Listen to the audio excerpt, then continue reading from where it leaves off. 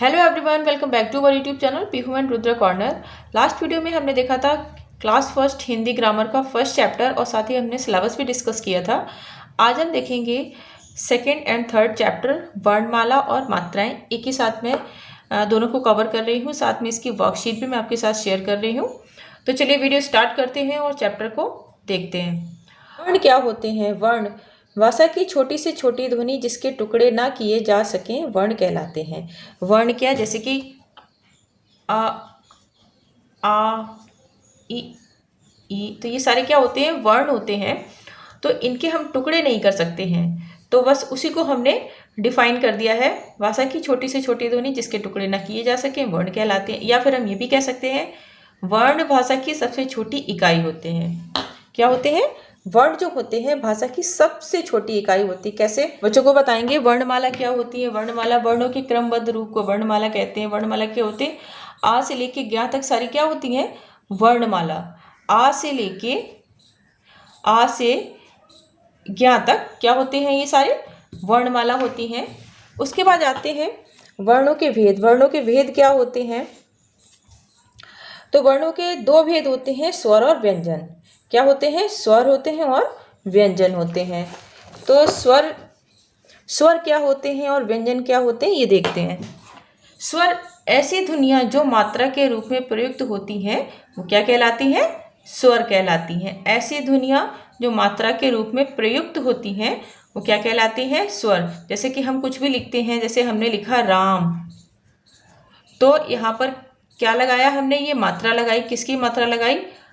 आ की मात्रा लगाई। तो ये क्या हो गया? ये हमारा स्वर है और इसकी मात्रा क्या है? ये आ की मात्रा हो गई। तो ऐसी ध्वनियाँ जो मात्रा के रूप में प्रयुक्त होती हैं वो हमारे क्या? स्वर कहलाते हैं। हिंदी में स्वर 11 होते हैं। व्यंजन की बात करें तो व्यंजन भाषा की छोटी से छोटी इकाई जिन्हें स्वरों की सहायता से बोला जाता है। जैसे कि अगर हमने लिखा क, अगर हम का लिखेंगे और लिख दिया हमने ग ज, क ग ज, तो इसका कोई सेंस निकल रहा है? नहीं निकलेगा। अगर हम इसके साथ में मात्रा लगा देंगे, आ की मात्रा हमने मान लीजिए लगा दी, तो अब ये क्या बन गया? का ग ज। तो वही हमने परिभाषा दी है, भाषा की छोटी से छोटी इकाई जिन्हें स्वरों की सहायता से। अब इस स्वर की सहायता से हम इसको पढ़ रहे हैं, तब एक मीनिंगफुल वर्ड बन रहा है, मीनिंगफुल शब्द बन रहा है ये। तो व्यंजनों की संख्या कितनी होती है? 33 होती है। तो इस तरह से आप बच्चों को एक्सप्लेन कर सकते हैं। आगे देखते हैं मात्राएं। मात्राएं क्या होती हैं? शब्द निर्माण हेतु व्यंजन के बाद आने वाले स्वर को मात्रा कहते हैं। शब्द निर्माण हेतु मान लीजिए हमें कोई शब्द लिखना है अनार, अनार, तो हमने लिखा अनार। तो शब्द निर्माण हेतु व्यंजन के बाद तो व्यंजन के बाद क्या आया? ये व्यंजन है हमारा, ना क्या है? व्यंजन है। और इसमें हमने क्या लगाया? ये स्वर लगाया। कौन सा स्वर लगाया? बड़ा आ का स्वर लगाया। और शब्द निर्माण हेतु व्यंजन के बाद आने वाले स्वर, व्यंजन के बाद आने वाले स्वर को हम क्या कहते हैं? मात्रा। और स्वर कितने होते हैं? जैसे कि अभी बताया 11 स्वर होते हैं। छोटे आ की कोई मात्रा नहीं होती है। बड़े आ की मात्रा, छोटी ई, बड़ी ई, छोटा ऊ, बड़ा ऊ, री, ए, ऐ, ओ, औ। तो ये सारी क्या हो गई? इनकी मात्राएं हो गई। अब देखते हैं इससे रिलेटेड कुछ वर्कशीट, उससे और ज़्यादा अच्छे से समझ में आएगा और एक्सप्लेन होगा। तो चलिए देखते हैं। वर्कशीट है स्वर वर्णों पर गोला खींचिए। स्वर, हमें इसमें स्वर ढूंढने हैं। तो स्वर ऊ, आ, ए, ओ, ए, अ, ऐ, ई, री, ई, ऊ और औ। इस तरह से बच्चों को आप वर्कशीट करने के लिए दे सकते हैं, पहचानने के लिए कि स्वर कौन से हैं, व्यंजन कौन से हैं। नेक्स्ट वर्कशीट है व्यंजन वर्णों पर गोला खींचिए। जैसे अभी हमने स्वर इसमें से देखे थे, पहचाने थे, वैसे ही बच्चे इसमें व्यंजन पहचानेंगे और उनको गोला करेंगे। तो ख, घ, ट, ठ, ध, न, प, ह, त, च, फ, ध, श, छ, ग। तो ये सारे हमारे क्या हो गए? व्यंजन हो गए। लिखित शब्दों में किन स्वरों की मात्राओं का प्रयोग हुआ है? तो एक साइड में ये शब्द दिए हैं और यहाँ पर बच्चों को स्वर लिखने हैं और स्वर की मात्रा लिखनी है। तो पहला क्या हमने लिखा है? नाम। नाम, तो नाम में कौन सा स्वर प्रयोग किया गया है? बड़ा आ, और इसकी मात्रा क्या है? ये। अगला शब्द दिया है कूप, तो कूप में कौन सी स्वर यूज हुआ है? बड़ा ऊ, बड़ा ऊ की मात्रा। बेर, ए और ए की मात्रा। लड़की, तो बड़ी ई और बड़ी की मात्रा। अगला है ओला, ओला में कौन सा स्वर लगा है? ओ। और कौन सा स्वर लगा है? आ, बड़ा आ, तो हम दोनों मात्राएं लिखेंगे, ओ की मात्रा और आ की मात्रा। अगला है कौवा, तो इसमें कौन सा स्वर है? औ। और कौन सा स्वर है? बड़ा आ, तो हम यहाँ पर भी दोनों मात्राएं लिखेंगे, बड़ा आ। मृग, मृग में कौन सा स्वर है? री और री की मात्रा।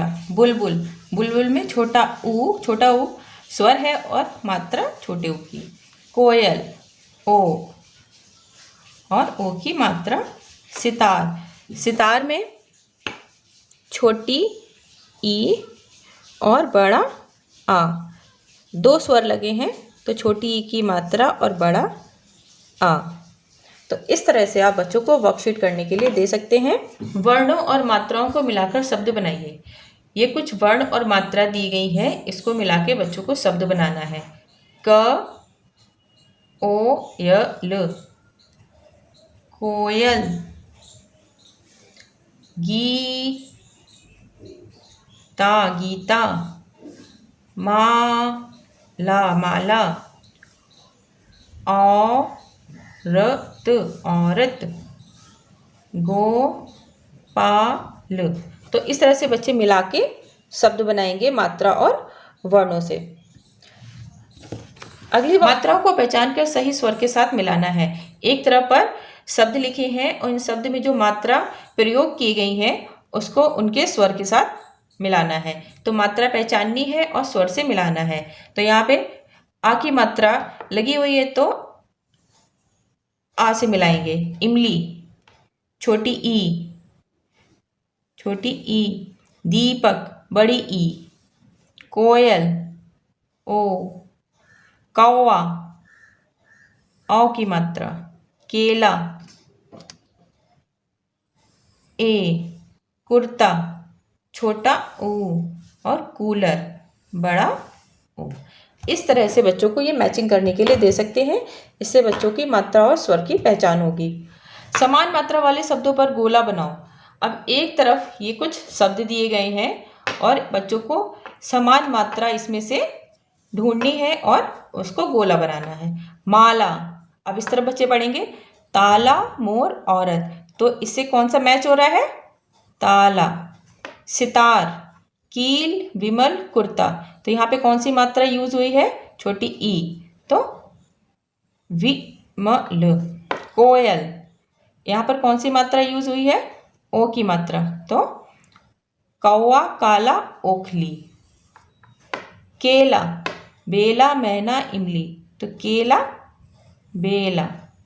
तो इस तरह से आप वर्कशीट घर पे बच्चों को प्रैक्टिस करवा सकती हैं। तो ये थी आज की वीडियो। आज की वीडियो आपको कैसी लगी? I hope informative and helpful लगी हो। अगर लग रही है तो प्लीज़ वीडियो को लाइक करें, शेयर करें और चैनल को सब्सक्राइब करना ना भूलें और साथ ही बेल आइकन भी प्रेस कर लें।